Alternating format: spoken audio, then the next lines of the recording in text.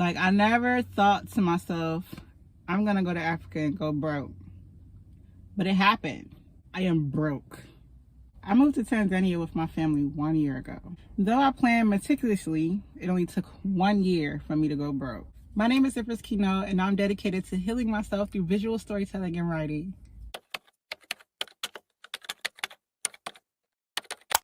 When we first got here, I was still working just as much as I did when we lived in America.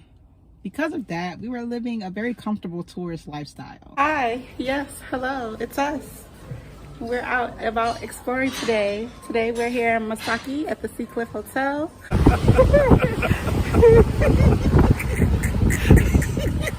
Including me trying out different investing experiments here in Tanzania. I tried out an office. It looks good, I like it.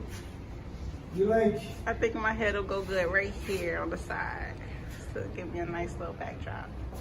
2 Airbnbs located in the Mbezi Beach area of Dar es Salaam, Tanzania. This brand new apartment is newly constructed, never occupied, and includes all new furnitures and fixtures that you see, never used by anyone, as well as we purchased 2 cars.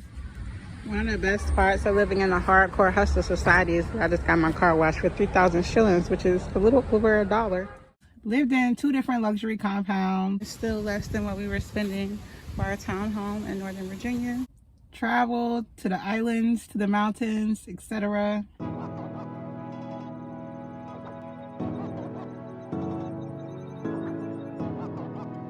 In today's video, we take a look at this Black American lady who went broke after relocating from the United States of America to Tanzania. She shares her story and her experience after moving from the United States of America to Tanzania and going broke living in Tanzania. She shares her lavish life she lived in Tanzania as well as every other detail. So let's watch the next video and get to see how she lived and how she went broke after relocating to Tanzania. But before we watch the video, if you haven't yet subscribed to the channel, kindly locate the subscribe button down there. Click on the subscribe button. Click as well on the notification bell and also like this video. Let's watch the video. How exciting. We got our letter. We were granted approval, and now we're going to do the last couple of steps. I believe we just have to do like fingerprints today and maybe a picture, to come back to pick up our like official card in a few days. So like, exciting stuff. How do you feel? After we got settled in and decided, okay, we are going to stay here, I started feeling the exhaustion of all the activities I have been doing and decided to withdraw.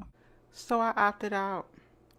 Instead, like, my husband and I decided we want to get back to the basics of why we decided to move to Africa in the first place. And it wasn't because I wanted to still work as if I was in America for the foreseeable future. And it was quite peaceful, to be honest. That being said, please be with me a moment here. Okay, quick entry. I just finally managed to pick up a rental car. It's currently 11:44 a.m. And I said finally because it took like literally 3 attempts, but I ended up coming back to where I started. And the point that I wanted to make by documenting this is that I've picked up some skills in Africa, okay?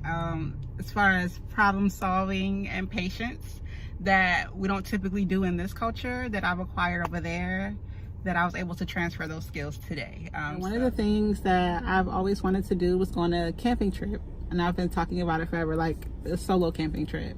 I'm thinking I'm going to use this adventure to like insert that opportunity for myself. That way I can check that off my list too, because I've pretty much been living like a bucket list kind of lifestyle for the last few years.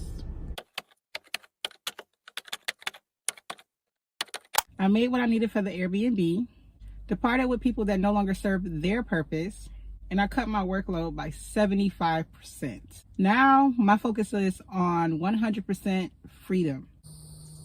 Habari za asubuhi. It is the first morning of my solo camping trip where I slept here outside by myself at night. And it was quite peaceful, to be honest. and that includes financial freedom. I currently operate on a zero-based budget. That means I am broke. I'm broke, baby. I ain't got no money. It's funny. This is so simple, but it just made me recall a memory when my husband and I were first starting to like get seriously dating. We used to take our kids to like this local pier that was in the area we lived in, and we would just hang out for hours talking and feeding the turtles, letting the kids feed the turtles and the fish and all that in the pond. And I just kind of remembered that after not thinking about it for so long. And that's like, over the last year, while I've been abroad, I still had like outstanding debts from the US that's been on auto pay, you know, student loans, credit card, whatever.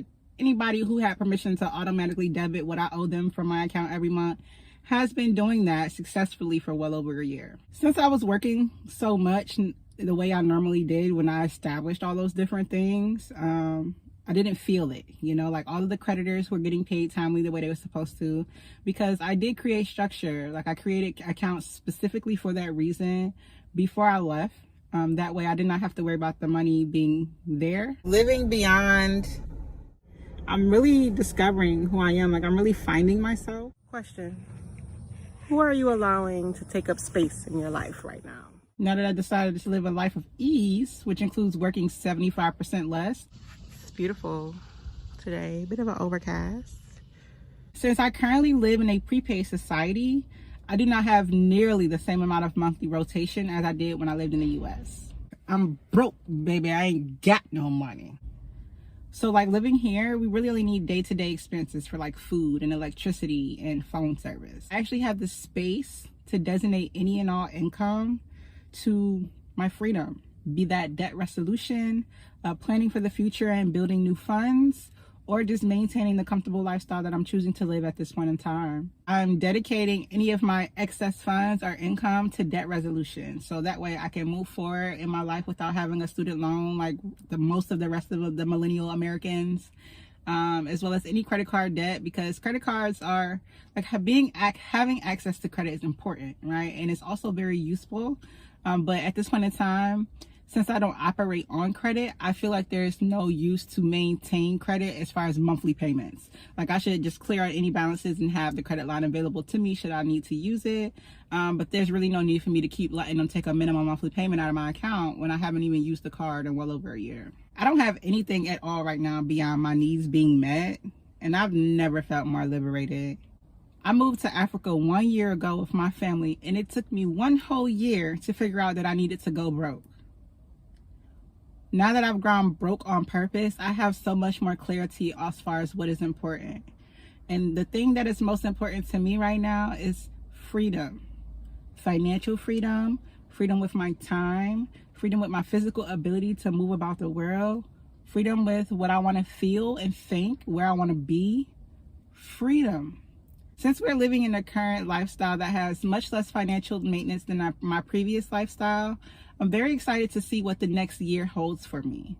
Now that I know I'm going to be contributing all of my efforts to resolving any type of past debts or obligations, baggage, weight, that will be carried with me unless I resolve it, I'm really excited to see what the next level up is going to feel like. Like I never thought to myself, I'm going to go to Africa and go broke. But it happened.